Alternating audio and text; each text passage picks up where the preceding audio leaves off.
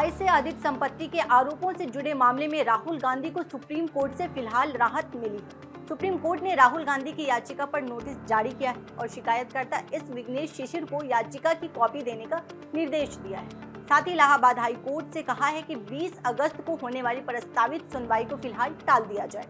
CBI और दूसरी जांच एजेंसियों को भी अगले आदेश तक हाई कोर्ट के सामने इस मामले से जुड़ी कोई रिपोर्ट पेश नहीं करने को कहा गया है। लेकिन इसका मतलब ये नहीं है कि राहुल गांधी को आरोपों से क्लीन चिट मिल गई है। सुप्रीम कोर्ट ने अभी ये तय नहीं किया है कि आरोपों सही है या गलत। फिलहाल कोर्ट ये देख रहा है कि इस मामले में हाई कोर्ट की कार्यवाही सही कानूनी प्रक्रिया के तहत आगे बढ़ी या नहीं। अब पूरा मामला समझिए। भाजपा कार्यकर्ता और शिकायतकर्ता एस विघ्नेश शिशिर ने राहुल गांधी के खिलाफ कथित आय से अधिक संपत्ति को लेकर शिकायत की थी।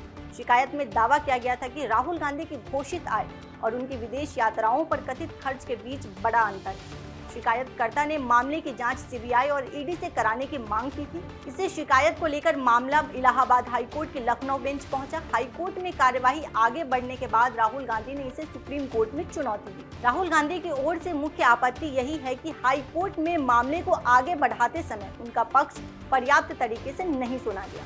अब बात करते हैं आज सुप्रीम कोर्ट में क्या हुआ। चीफ जस्टिस सूर्यकांत की अध्यक्षता वाली 3 जजों की बेंच ने मामले की सुनवाई की। बेंच में जस्टिस जयमाल्य बागची और जस्टिस वी मोहन भी शामिल थे। राहुल गांधी की ओर से वरिष्ठ वकील कपिल सिब्बल पेश हुए। सिब्बल ने हाईकोर्ट की कार्यवाही पर सवाल उठाते हुए कहा कि राहुल गांधी का पक्ष सुने बिना मामले को आगे बढ़ाया गया। उन्होंने ये सवाल भी उठाया कि अगर हाईकोर्ट में कुछ जानकारी सील बंद तरीके से दी गई थी तो उससे जुड़ी बातें मीडिया तक कैसे पहुंची। दूसरी तरफ शिकायतकर्ता विघ्नेश शिशिर ने राहुल गांधी की याचिका का विरोध किया। उन्होंने कहा कि शिकायत की शुरुआत जांच के दौरान प्रस्तावित आरोपी को सुनना जरूरी नहीं होता। हालांकि उन्होंने सुप्रीम कोर्ट से राहुल गांधी की याचिका की कॉपी मांगी ताकि वह अपना जवाब दाखिल कर सके। कोर्ट उनकी मांग मान ली।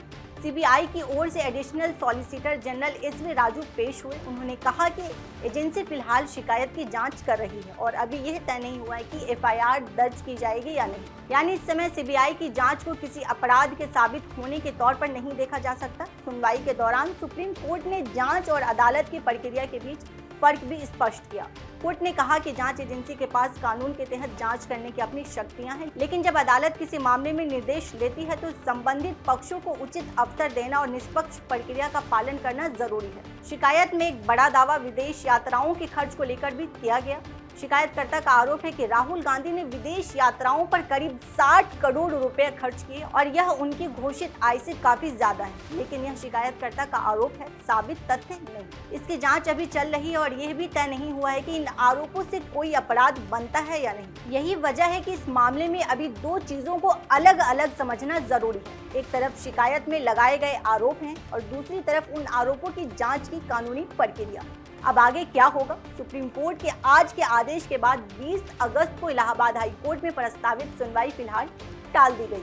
सीबीआई और दूसरी जांच एजेंसियां भी अगले आदेश तक हाई कोर्ट में इस मामले से जुड़ी कोई रिपोर्ट पेश नहीं कर सकेंगी। अब शिकायतकर्ता को राहुल गांधी की याचिका की कॉपी दी जाएगी। वह अपना जवाब दाखिल करेंगे और इसके बाद सुप्रीम कोर्ट मामले की आगे सुनवाई करेगा। इसलिए फिलहाल इसे सिर्फ राहुल गांधी को राहत कहना पूरी तस्वीर नहीं होगी।